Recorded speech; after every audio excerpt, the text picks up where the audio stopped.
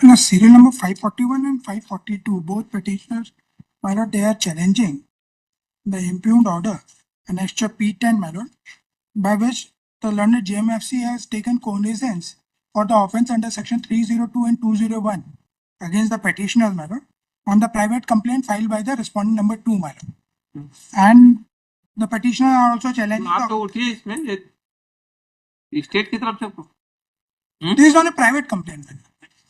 Session state party बिल्कुल session state in the session trial the जी public hospital to conduct the session trial state is necessary party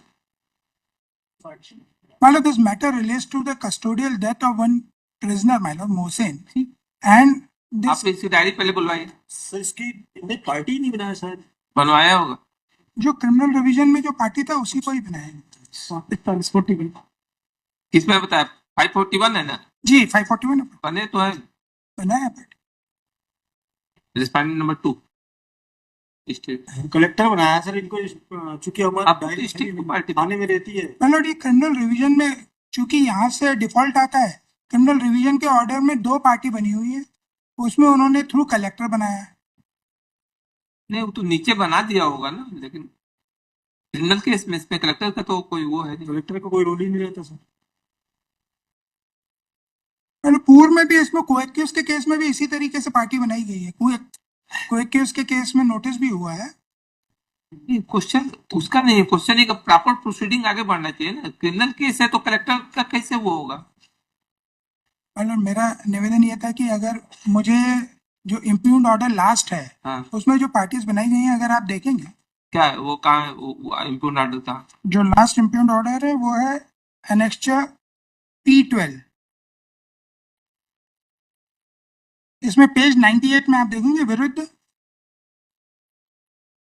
और इसमें कोएक्यूज की petition माननीय न्यायालय द्वारा सुनी गई है पर नहीं तो उसने पार्टी बनाया होगा नहीं बनाया ये हमने चेक किया ना इसमें ये सवाल हमारे दिमाग में आया था हमने चेक किया कौन से नंबर में ये लास्ट में बोल रहे हैं पेज नंबर पेज 98 पेज 98 में पेज 98 में इसमें लिखा है सर मध्य प्रदेश शासन द्वारा जिलाधीश ठीक है उसकी बात नहीं है बात यह है कि कोई चीज ट्रायल कोर्ट में हो गया वहां से तो मैंने उसको तो अपने वहां पे नहीं कहेंगे ना मैं आपका जैसा आदेश होगा मैं उसका पालन नहीं, मेरा ये कहना है हाँ कि कोएक्यूज के केस में भी इसी तरीके की कोई का केस कौन सा नंबर पर बताइए MCRC उसमें नोटिस हो गया उसमें नोटिस हो गया पर इसको लिंक कर दीजिए चलो मेरा एक हाँ से निवेदन था बताइए इसमें चूंकि प्राइवेट कंप्लेंट के बेसिस पे कॉग्निजेंस लिया गया है और जो सेटल प्रिंसिपल है कॉग्निजेंस को लेने का उससे बिल्कुल कॉन्ट्ररी ये डिसीजन लिया गया है जो मटेरियल अवेलेबल ऑन रिकॉर्ड है जिसमें कि एक डेथ इंक्वायरी रिपोर्ट है मर्ग की तरह जेल में क्योंकि डेथ हुई थी डिसीज की इसलिए एक डेथ इंक्वायरी रिपोर्ट है जिसको कंडक्ट किया गया जुडिशियल मजिस्ट्रेट फर्स्ट क्लास के द्वारा उसमें स्पष्ट बताया गया है कि पुलिस कस्टडी जिस दिनांक को दी गई है उस दिनांक को मृतक के शरीर में कोई चोट नहीं थी वो स्वस्थ था ये कंक्लूजन आ गया है सर पुलिस नहीं बताएगी तो जिलाधीश बताएंगे क्या कि उसके चोट थी कि नहीं थी हमारे पास डायरी नहीं होगी बुला ले हाँ मुझे जरूरी है ये मेरी एक आपत्ति है माय लॉर्ड मेरी एक आपत्ति है बात कर ये आपके अभी जब तक कुछ है नहीं तब तक ये आर्गुमेंट का कोई मतलब बिल्कुल सर इसका कोई पर्पज नहीं उसका नंबर बता दीजिए MCRC का जो एक दूसरा बता रहे दूसरा नंबर बताइए 28136 2 है 136 हाँ, मतलब मेरे 2025 इससे साथ ही इसको लिंक कर दीजिए और इनको जो है वो डायरी का है उसको भी बोल दीजिए फिर वो उसको हम देख लेते हैं उसके साथ फिर इसमें हमको नोटिस भी उसके बाद करना क्योंकि उसमें नोटिस हो गया रिस्पोंडेंट तो आ ही जाएंगे उसमें देख लेते इसलिए मेरा इसके साथ पहले इसको लिंक कर लीजिए फिर नोटिस करते हैं 1 वीक का टाइम लेकर सर मेरा एक निवेदन था मैं केवल आपके समक्ष ये फाइंडिंग लेके आना चाह रहा था जो कि डेथ इंक्वायरी रिपोर्ट में है उसमें स्पष्ट कहा गया है कि जिस दिन पुलिस कस्टडी दी गई उस दिन कोई चोट नहीं थी और मेरे पे जो आरोप है वो पुलिस कस्टडी से पहले के दिनांक के हैं तो जो माननीय JMFC न्यायालय द्वारा संज्ञान लिया गया है उस संज्ञान के ऑर्डर पे अपने आप में इस बात का डिफेक्टिव होता है आने दीजिए तो फिर देखते हैं सर ये तो बिल्कुल ऑन रिकॉर्ड है ये तो चीज ऑन रिकॉर्ड है अवेलेबल ऑन रिकॉर्ड है ये बात अगर आप देखेंगे, मुझे अगर आप परमिट करेंगे, मैं केवल एक पैरा 19 पढ़ना चाहूंगा जो डेथ इंक्वायरी रिपोर्ट का है, और मेरे खिलाफ एलिगेशन उससे पूर्व के हैं। हम 4 जो पिटिशनर्स हैं, हम क्राइम आपकी रिवीजन में डिसमिस हुई, जी जी आपकी रिवीजन जी, डिसमिस हुई। मैंने बताया ना दोनों ऑर्डर के खिलाफ। हाँ, वो जी। कल ट्रायल कोर्ट का ऑर्डर नहीं है। You have already filed the revision, that revision petition has been dismissed by the session court. जी ऑर्डर बाय ऑर्डर डेटेड 16/6/2025 जी है ना। इसलिए जो है वो आपका वो ऑर्डर ऑलरेडी आपने एक जो है वो जो उसका वो था रिलीफ था, वो आपने चाहा था, वो नहीं मिला। ठीक है, आने दीजिए, वो बुलाइए उसके बाद देखो। Okay, grateful. 542 आपकी का है ना। जी जी, दोनों। ठीक है, दोनों के सेम सेम। नेक्स्ट 543 हाँ, No, I'm paying for next week. No. After wicket next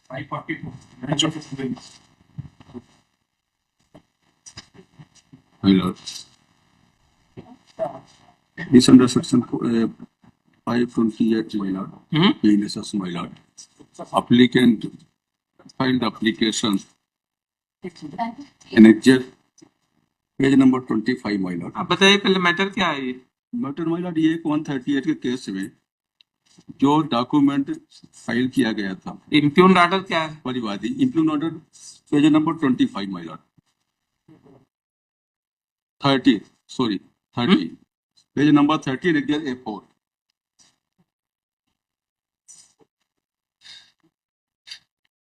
page number 30 में पैरा 13, my lord.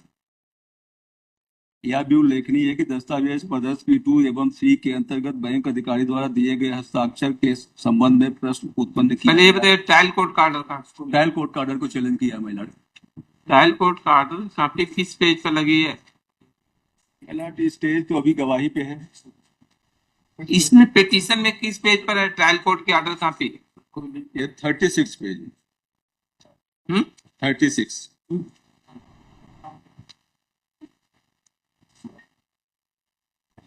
36 पर हमको ट्रायल कोर्ट के ऑर्डर कॉपी कहीं नहीं दिख रही।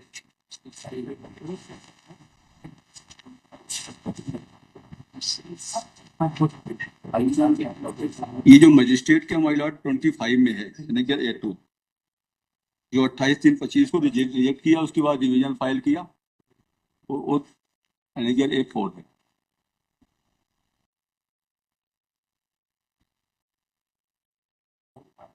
इसमें तलब करने के लिए आज एप्लीकेशन मूव की गई तो उसमें रिजेक्ट कर दिया लास्ट में। ठीक है, रिवीजन भी आपकी निरस्त हुई है। हाँ, रिवीजन में दोनों ठीक है, नोटिस इशू कर स्टे कर दें, क्योंकि ट्रायल कोर्ट में गवाही हो जाएगी तो हमारा, क्योंकि एक ही समय में जो सील लगाई गई है चेक में, जो डिसऑनर हुआ है वो 9 वर्ष तक वही अधिकारी पोस्टेड था, ऐसा इसमें वो दिख रहा है।